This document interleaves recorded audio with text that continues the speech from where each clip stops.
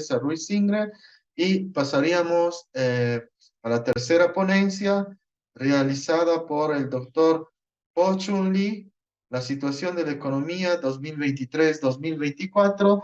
Hacemos entonces una presentación. El profesor Po Chun Lee es profesor de Economía y Finanzas con más de 30 trabajos publicados, 16 años de experiencia docente, más de 300 entrevistas o participaciones en diferentes medios de comunicación que incluyen el South China Morning Post, Le Monde, Xinhua News, sobre temas sobre las relaciones de China y Latinoamérica, acontecimientos económicos ecuatorianos y cuestiones de reforma de la política económica.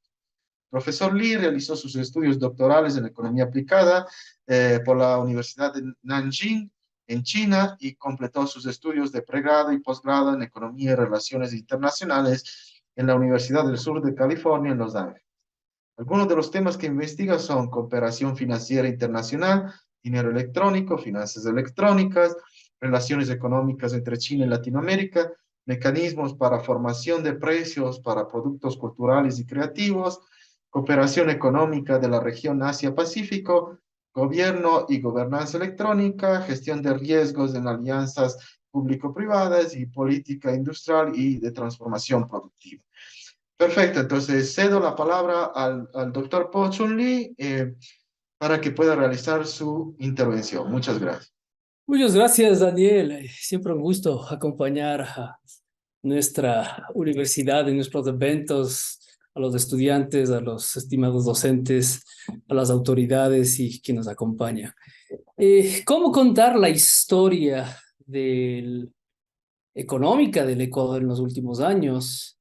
Es complejo, ¿sí? Pero tratamos de simplificar lo más que podemos y mostrar cuál es la situación de este año y el próximo, pero es imposible hacerlo sin pensar en qué ha sucedido desde el gobierno del presidente Lazo. Entonces, la propuesta que tenemos hoy es en contenido, ¿no? Hablar un poco de los datos macroeconómicos de este año y tratar de ver si es que esto va a cambiar para el próximo. Hablar de la situación fiscal actual, hablar un poco de esa reforma tributaria que se viene. Julio César ya lo comentó también, cuáles son esos principios. Y, y al final, ¿no? Lo que pide este seminario, este evento, es hablar de alternativas tributarias o en los casos si son fiscales. Entonces, contar la historia es hablar un poco de lo que es el crecimiento económico, ¿sí? Y esto siempre depende a quién le pregunta, hay gente que le pega, hay gente que no, pero si es que vemos Barclays, Banco Central, FMI, Banco Mundial, está muy similar en la proyección. Estamos hablando de un crecimiento que va entre 1,25 a, en el mejor de los casos, 1,6. ¿Cómo entender esto? Si es que usted quiere ver si es que la economía realmente creció, lo puede ver si es que la inflación es más alta. La inflación, al menos hasta octubre y hasta fin de año que se proyecta, está más o menos en ese 1,8. La economía tal vez no vaya a crecer en términos reales, ¿no? Otra manera de medirlo es la población. El crecimiento poblacional en Ecuador está en el 1,7 aproximadamente. Y si es que juntamos eso, cuánto crece la economía, la población y la inflación, y no podemos declarar recesión, pero seguramente la economía no va a crecer en términos reales. Y otra situación es hablar de la evolución del PIB, ¿sí? No hemos visto o observado esa reactivación económica desde la entrada del presidente Lazo. Lo que él sí tuvo es esta suerte de rebote económico, que saliendo de la pandemia, muchas economías, no solo la nuestra, su tasa de crecimiento es alta. Bueno, cuando a usted le va mal, cualquier recuperación se siente bien. Bueno, es algo así como si usted empieza en niveles bajos, mejorar es más fácil, pero cuando ya está la punta de lanza en lo que es el desempeño, mejorar un poquito es recontra que difícil, ¿no? Por esa propiedad de, ah, básicamente, de crecimiento marginal. Entonces también tenemos esa evolución del PIB, ¿no? De que realmente parece que estamos en un estancamiento o recesión. Am, Hablando ya del mercado laboral, y esta cifra puede ser, es que ven lo rojo ahí, parece que no cambia mucho y si cambia es marginal.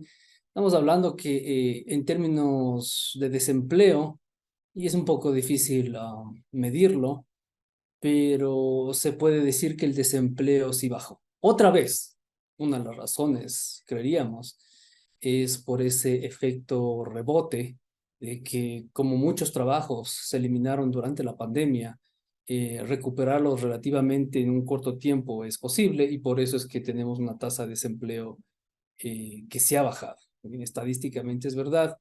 Eh, Empleo adecuado son esas barras azules, y aún estamos hablando de un 30% que tiene empleo adecuado, o sea, que gana el salario mínimo, está afiliado de alguna manera. Y la mayoría de la economía, creo que está Julio César también lo implicó, 60% vive de lo informal. Esa es la triste realidad del Ecuador, que el empleo formal no ha mejorado, más bien ese empleo o subempleo es 2/3, ¿no? Y esto no ha cambiado en los últimos años tampoco.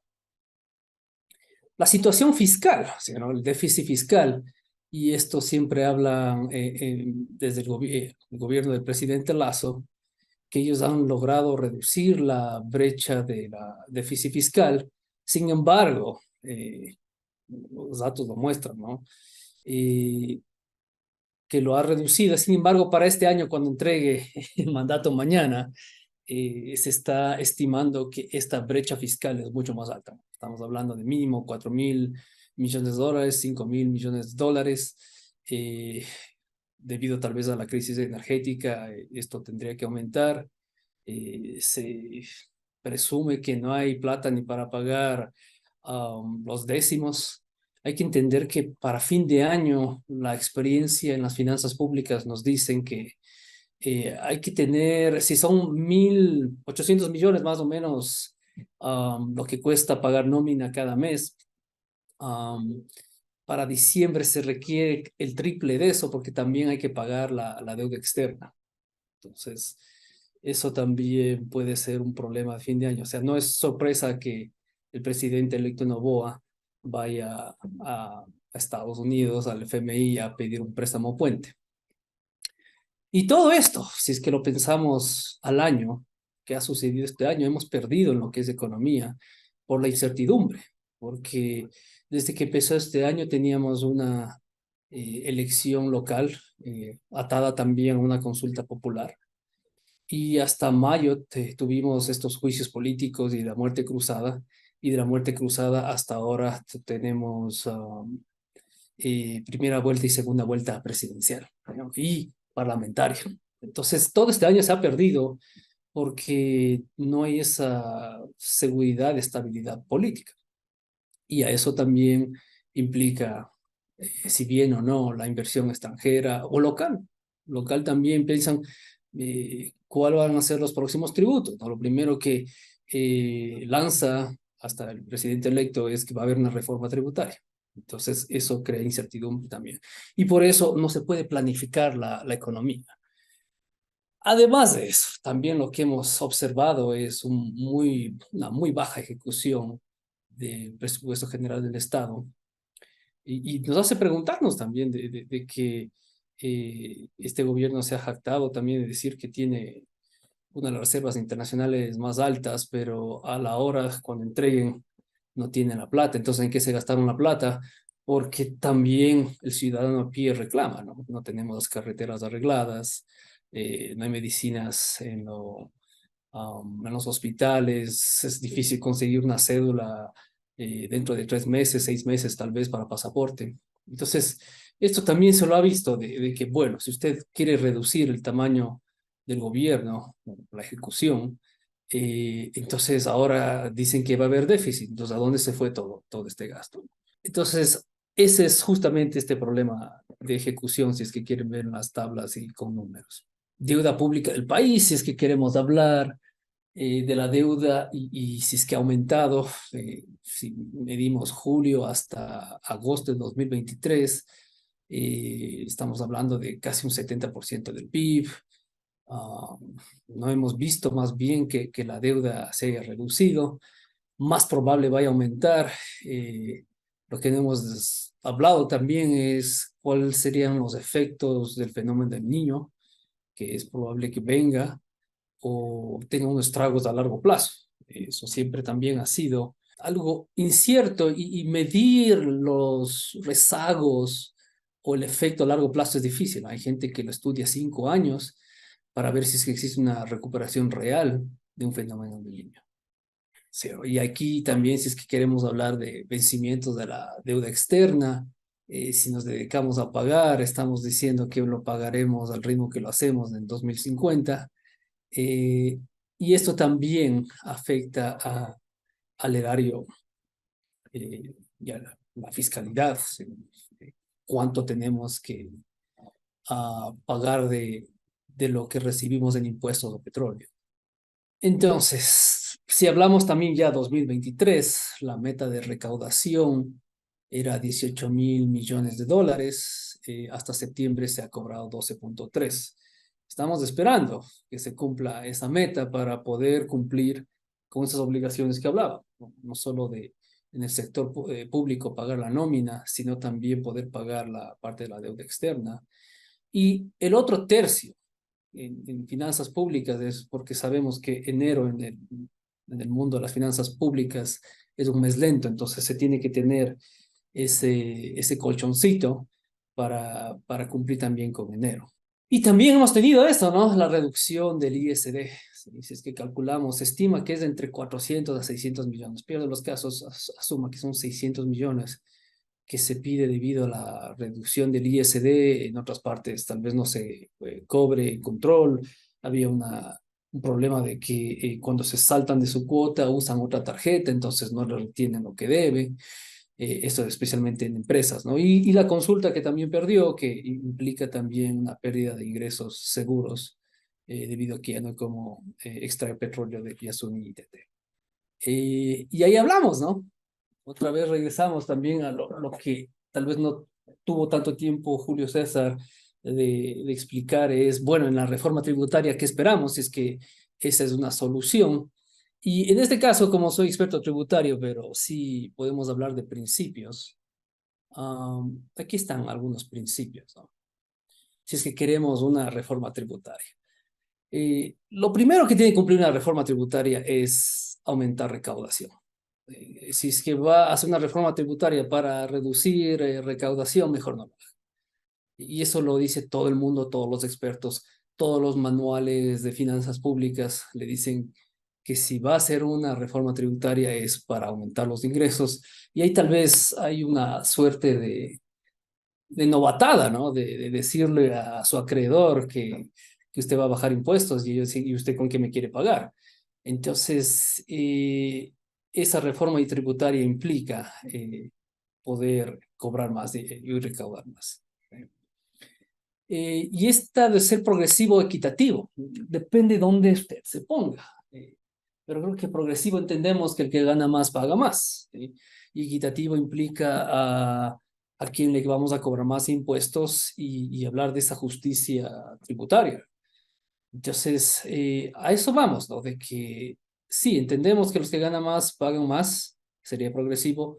Equitativo es a quién se quiere distribuir esto. Equitativo también es a quién se va a subsidiar o se deja de cobrar. En el caso reciente por la crisis energética hablamos eh, en el caso de los subsidios a la energía, a los kilovatios, eso es un recurso, un ingreso tributario que se deja de recibir, pero también tiene que cumplir con la condicionalidad de a mayores empleos. Y como eso no se ha cumplido, se lo están quitando. Entonces, equitativo también tiene que ver con eso. O sea, ¿no? ¿A quién se le da, para qué propósitos y con qué condición? La otra es esto de promover el crecimiento económico, poner un impuesto o una serie de impuestos que lo hacen más pesado. Tal vez afecte también al crecimiento económico, a las ganancias de las empresas, a la reinversión que tengan las empresas. Entonces también hay que considerar menos impuestos o más impuestos. Eh, Eso siempre ha sido el debate de cómo afectaría al crecimiento económico si es que hay una reforma tributaria. La otra es estabilidad. Siempre hablamos en Ecuador sobre seguridad jurídica. Y eso es que cada gobierno que viene trae sus propias reglas tributarias. Y tenemos que ser claros en eso. ¿Sí? Uruguay, en cambio, tiene una excelente regla o ley que dice, si usted entró a invertir en Uruguay, el futuro, las próximas reformas tributarias no le aplican a usted. ¿Sí? Aquí siempre somos retroactivos. No, ahorita sí le aplica y es difícil jugar o invertir en un país donde las reglas del juego se están cambiando. Entonces, estabilidad implica eso, ¿no? Y si quieren hablar de índices, siempre estamos casi al final. Si somos 33 países, estaremos en el 23. Si somos 140, estaremos en los 90 cuando hablamos de seguridad jurídica. Y simplicidad, o sea, ¿no? Siempre se habla de simplicidad. Este creo que es el único país que he visto que uno tiene que hacer retenciones, que es básicamente hacer el trabajo al SRI. Eh, eh, que en el caso hasta de, hay mucha gente que le parece absurdo que para comprar algo le estén dando el número de cédula. Es, entonces, la simplificación de procesos, de cómo cobrar, de cómo llenar, si es que un común de los mortales puede llenar eso, necesita siempre ayuda profesional, eso implica esa complicación. Entonces, eso en principio es la reforma tributaria. Si hablamos ya un poco de economía, que se puede hacer, aquí vienen algunos datos y algunas propuestas que sí se pueden hacer. Una es ir a cobrar esos impuestos impagos. Nos estima que son 2.000 millones, generalmente grupos grandes, corporativos, uh, que no pagan sus impuestos. Eso se lo puede hacerlo inmediatamente y cobrar.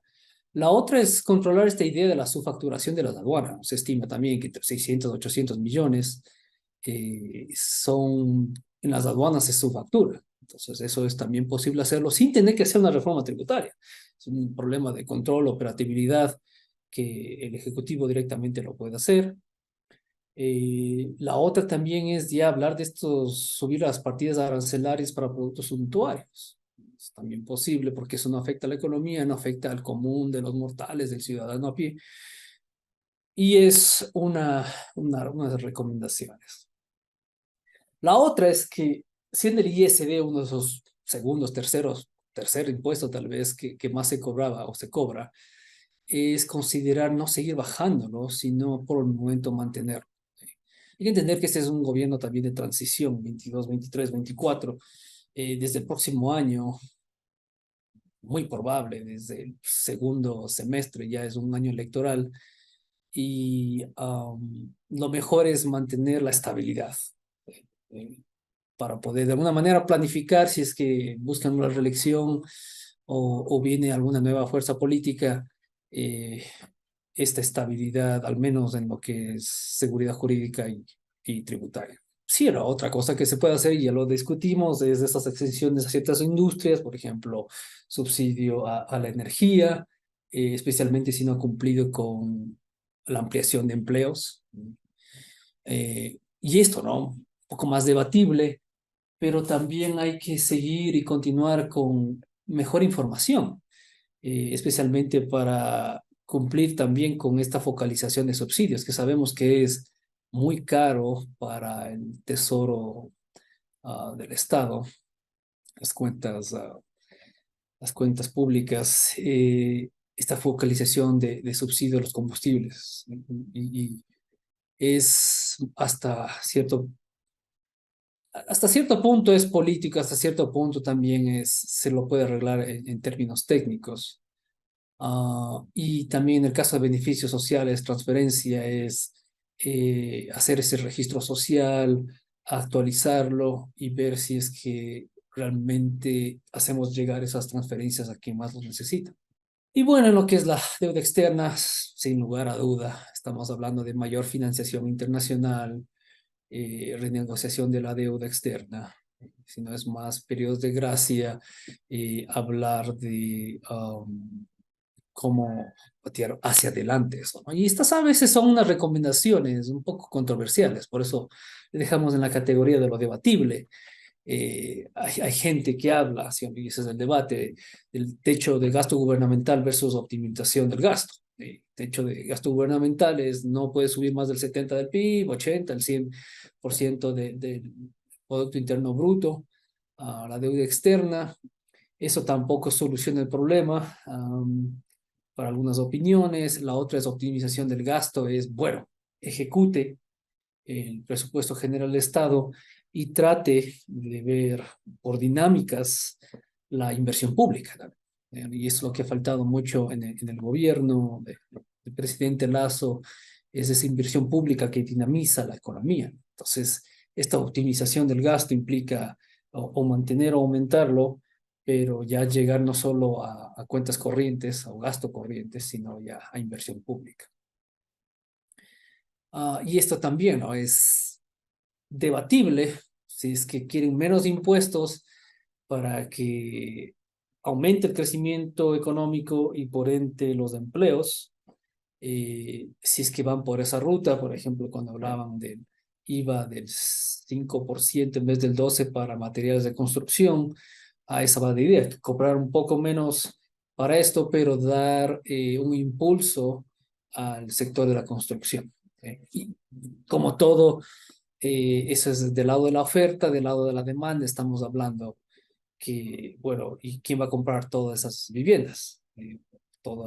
Esa infraestructura que se lo va a crear privadamente.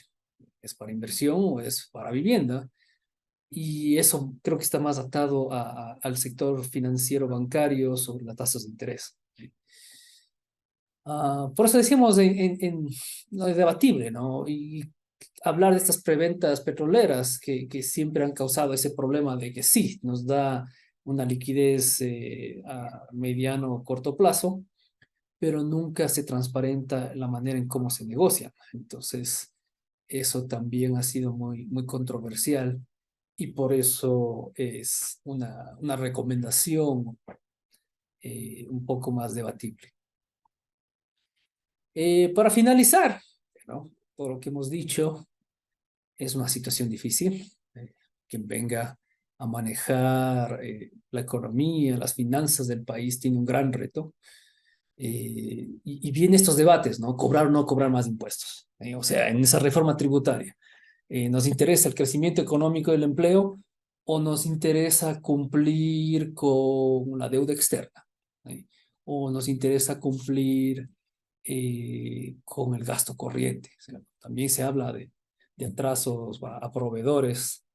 ah, y esto de renegociar la deuda también es otro reto que van a tener, porque Ecuador también ya ha llegado al tope con el FMI, porque somos uno de los que más recibe ayuda del FMI y su conglomerado.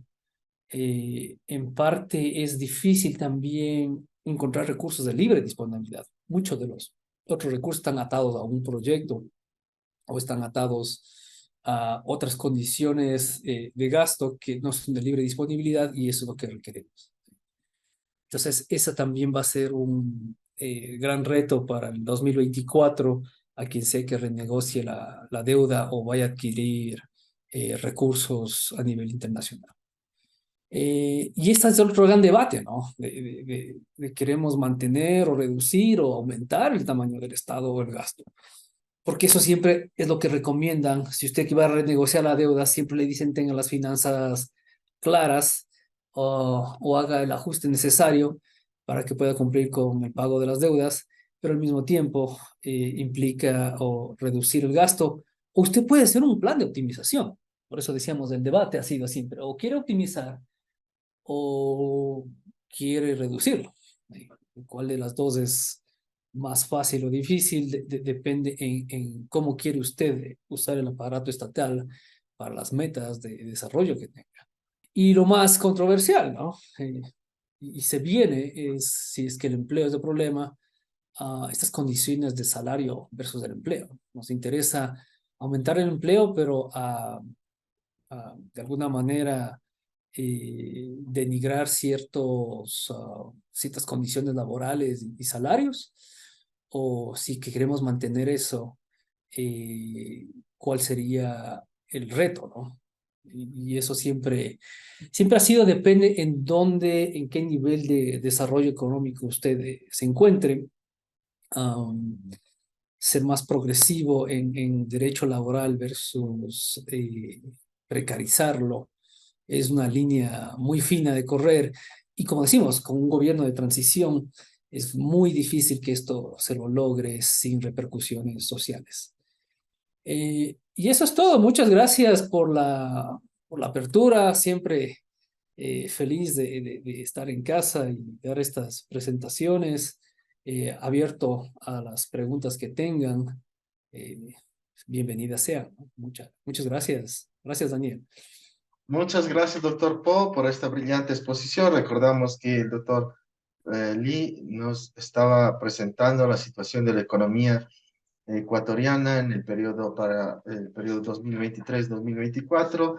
Entre otras cosas que el doctor Lee señaló, están los importantes desafíos que presenta esta economía, que se ve con una alta tasa de informalidad, con una baja inflación, que es síntoma de un bajo crecimiento nominal, un nulo o recesión económica en cuanto a crecimiento real, terminado por, entre otras cosas, la inflación, hemos dicho, y el crecimiento poblacional también, y también la fuerte informalidad que no permite una grande recaudación fiscal y esta recaudación fiscal que no es suficiente a cubrir los gastos del gobierno, pero al mismo tiempo el doctor Lee nos ha señalado algunas posibles soluciones, como no bajar el impuesto a la salida de divisas, entre otras cosas, renegociar la deuda con los multilaterales, y bueno, en realidad la, la presentación del doctor Po fue muy exhaustiva, completa, y por lo tanto aquí solo hacemos un pequeño resumen. Pasamos ahora al banco de preguntas. Entonces, la primera pregunta para el doctor Lee es, ¿considera usted que para mejorar la oferta del mercado laboral se requiere un cambio en la normativa, flexibilizando las relaciones laborales, o qué otra medida se pudiera tomar? Bueno, gracias por la pregunta. Flexibilizar es muy difícil. Una vez que se hayan ganado esos derechos, retroceder, si usted entiende la historia ecuatoriana, le van a votar. A igual que si entiende la historia ecuatoriana, usted toca el gas doméstico, quita ese subsidio, lo votan. Es muy difícil hacerlo. Yo creo que en otras charlas siempre hablaba de la transformación productiva del país y eso requiere realmente un horizonte más a mediano plazo, largo plazo, 20, 25 años, para poder lograr esa transformación productiva, ¿no? Si quieren, de mayor valor. Ecuador ya es un país caro y la realidad implica que si vamos a vender algo, vamos a exportar algo al mundo, tiene que ser de mayor valor. Y esto siempre hemos dicho. ¿Y cuál está el secreto de eso? Siempre ha sido, y nos dicen los expertos, que use el recurso abundante que tenga su país y dele mayor valor. Entonces, estamos hablando de que en algún momento hay que sentarse y desarrollar estas industrias. Si Ecuador tiene mucho sol, es excelente candidato a turismo, ¿sí? Pero como base de eso, pues la seguridad. la infraestructura básica que pueda conectarse, la interconectividad de ese país. Entonces, está creando las condiciones, por ejemplo, para que exista mejor turismo. Si usted es abundante en, ¿qué será? Y esto es real, ¿no? Cacao, o sea, usted tiene la mejor materia prima del cacao. Ya no es solo vender la pasta o la materia prima, sino pensar en hacer los mejores chocolates. Y lo estamos logrando poco a poco, ¿no? Pacari es uno de los que ganan premios internacionales y le da ese valor. Y de ahí volverse, ¿no? Una nueva Suiza de los chocolates, porque tenemos la mejor materia prima del mundo. Y eso compensaría a estas ideas de flexibilizar la mano de obra, porque durante ese proceso de transformación productiva, los trabajadores también aprenden y aplican sus habilidades. Y formar parte de ese proceso es justamente lo que permite que estas condiciones de salario mínimo, maquinizar, sustituir y no poder progresar en una carrera, en todo lo que usted hace, se reducen. Y es lo que buscamos, ¿no? Si hablamos justamente ayer de resiliencia económica, tiene que ver eso, de tratar de no buscar una economía donde se precariza la mano de obra, si no estamos hablando de, puede conseguir trabajos de mejor calidad. Y eso implica también vender productos de mejor calidad, que potencialmente sí los tenemos. Muchísimas gracias, doctor Lee. Pasamos con la siguiente pregunta. Sabemos que para el año 2023 la economía ecuatoriana sigue teniendo niveles muy altos de informalidad. ¿Cómo puede esto repercutir a futuro en la economía y cómo poder mejorar esta situación? Mejorar esta situación implica, y esto toma tiempo, desarrollo económico. No solo es educar al pueblo, que tenga de comer, que se sienta seguro, cumplir con lo básico, sino es tener un proyecto donde, ya lo hemos hecho, ¿no? Estratégicamente tenemos que armar cuál es la transformación productiva a futuro del Ecuador. ¿Eh? Y claro, no, la experiencia de los países asiáticos ha demostrado que en parte tiene que ver con la industrialización. La gente que está en las calles, informal, trabajo artesanal, de alguna manera se van a organizar para la industria y vender al mundo. Y dentro de en ese proceso de transformación productiva, aprenden mayores habilidades que no necesariamente están ligadas a lo abstracto que es las universidades. ¿Sí? Su universidad será esa industria donde usted aprende a armar autos o chips o de alguna manera producir algo de mayor valor. No hay mucho, claro, no, hasta mejorando el retrete, ¿sí? Si usted decide hacerlo, tiene mucho que aprender. Entonces, y eso mismo hemos visto en la experiencia asiática, de que parte de eso tiene que ver con esa transformación productiva. Muchísimas gracias, doctor. Vamos con otra pregunta. Dice, considerando que nuestra economía tiene baja inflación, ¿no cree usted que las tasas activas que cobran las instituciones financieras para préstamos, que suelen ser mayores al 10%, son muy altas y que podrían bajarse para estimular la economía, para fomentar el crédito? ¿Qué opina usted? Sí, o sea, este debate siempre ha sido de que eh, en parte es creo que el monopolio o realmente el código monetario o el que regula a los bancos. ¿Sí? ¿Por qué no ha existido competencia internacional para Ecuador? ¿Sí? Porque el que venga a entrar a Ecuador va a tener que ajustarse a las reglas de la superintendencia del banco o el código de que regula a los bancos, y eso ya encarece a la manera en cómo se otorga estos créditos. Sí, para dolarización, si hablamos de inflación, menos del 2%, ¿y por qué me lo cobra? ¿No? Si usted hoy ve el fenómeno en Ecuador, sí, el costo del dinero está más o menos 5% más, por eso es que Banco Pichincha le ofrece 5% tranquilamente porque necesita ese efectivo. Hay que entender también que los dólares nosotros no lo imprimimos, Entonces, cada dólar que se presta es también un dólar que de alguna manera no hay cómo recuperarlo. Eh, entonces, en parte es la regulación, ¿sí? Entonces, si usted quiere realmente traer a la banca internacional, va a tener también que cambiar las reglas de juego, cómo se hace, eh, este, cómo se maneja el mercado bancario financiero en el país. La otra tendrá que ver con si es que no hay manera, si es que es por la tasa de interés que es préstamos, hay que ser un poco más creativo y de ahí tal vez pensar en que otra posibilidad es el mercado bursátil, ¿no? Que usted directamente busca financiamiento en el mercado bursátil, que puede resultar un poco más riesgoso, pero puede ser hasta más barato ser. Entonces, al final, el sistema financiero lo que hace es mover el ahorro a la inversión.